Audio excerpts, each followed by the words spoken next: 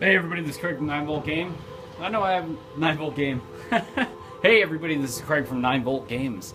And I know I haven't done a video in a while. It's because I've been playing South Park in the Stick of Truth. Let me start by saying this, I guess, right away. I stopped watching South Park like between 5 to 10 years ago because not that I don't find it funny, it's just, I don't know, it doesn't really appeal to me anymore. So I wasn't super hyped for this game, but I was a little excited for the fact that it was a turn-based RPG and it was based on source material that I grew up with, pretty much. South Park came out when I was in middle school, so straight away, if I'm going to give this game a comparative, it plays a lot like one of the Paper Marios, and it's got the humor of South Park. So right there is winning combination. I don't want to show you... Yeah, I'm going to just leave it on the title, I guess. I don't want to show you much of the game, and here's another thing I want to get out of the way. I don't know if you can hear my dishwasher, but it might be obnoxious.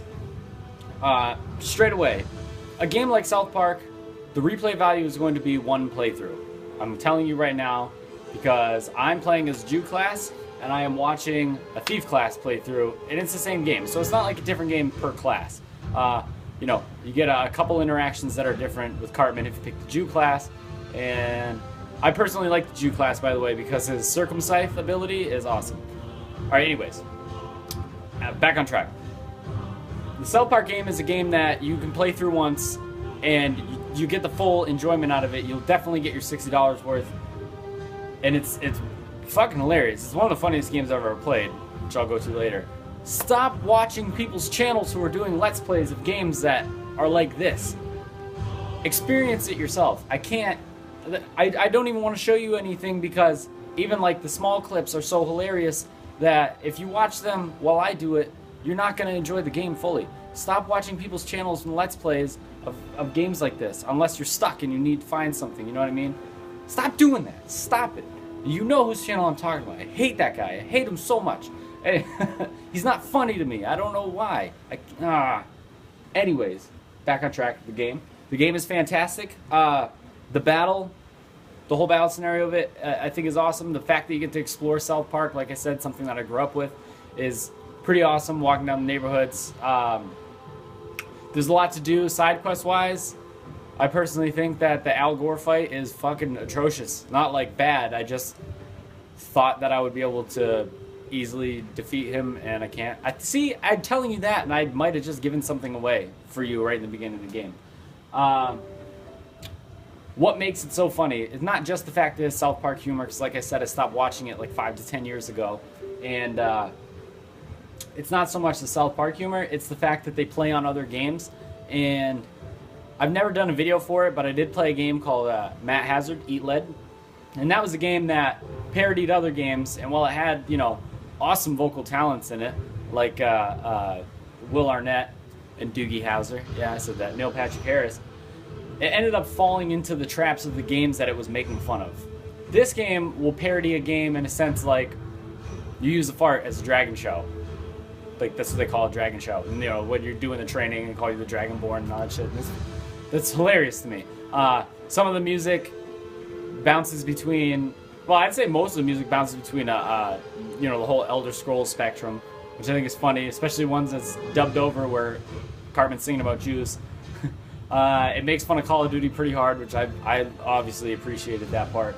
And, you know, for the technical aspect of the game, like I said, the battle system is awesome. It's turn-based, you know, it's your cut-and-dry turn-based battle. However, there are certain things you got to do QTE battles. I don't want to tell you what it is, but it's fucking hilarious. You have to do a QTE battle right in the middle of a regular battle. It's not really QTE, you just press one button, but it's funny. And for those of you who played it, you know exactly what part I'm talking about. It involves some gnomes. But the battle system itself, you know, you get your radial wheel that has your attacks on it. You know, you can fart on people to give them gross out damage. That's the other thing I like. It still has your status effects. I'm trying to explain this to people at work who aren't playing it. It is a traditional RPG. You know, you get your debuffs and all that stuff. Your critical hits are when you time it perfectly, like in one of the Marios where you have to press A, you know, for a chance to double hit with the hammer. This one, when you go to attack certain weapons, you can do You can press A or you can press X. It depends on who's in your party, on what your abilities are going to be. But basically, your timing on that is how much damage you do. And when you get a perfect, the perfect is pretty much the equivalent of a critical. You can change your weapon. You can change your armors. You can modify them. It's not super deep. This Elder Scrolls music, just slightly different. You can modify your weapons and your armors. They're slotted like, you know, regular slotted stuff, except you add like stickers and it does electrical damage. Like right now I'm using oh, what am I using in the game? Oh, I'm using Butter's hammer. That's right. And it already does electrical damage because it's like Thor's hammer, except it's just a ball peen hammer.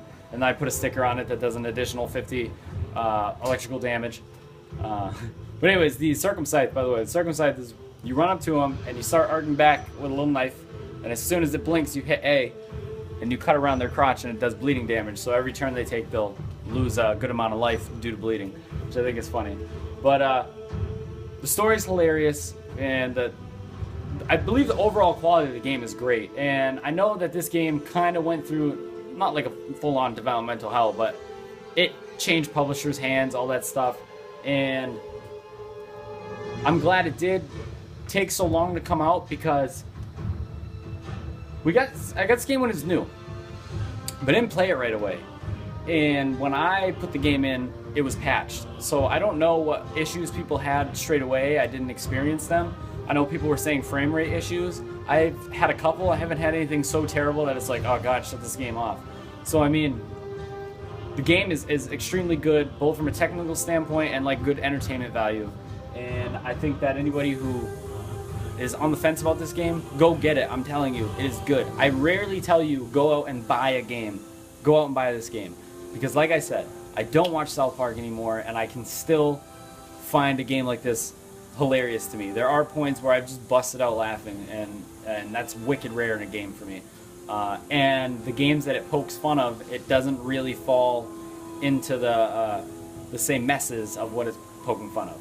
I want to tell you about one part, but I don't want to ruin it. So just hurry up and play the game so we can all discuss it, so I can discuss this further.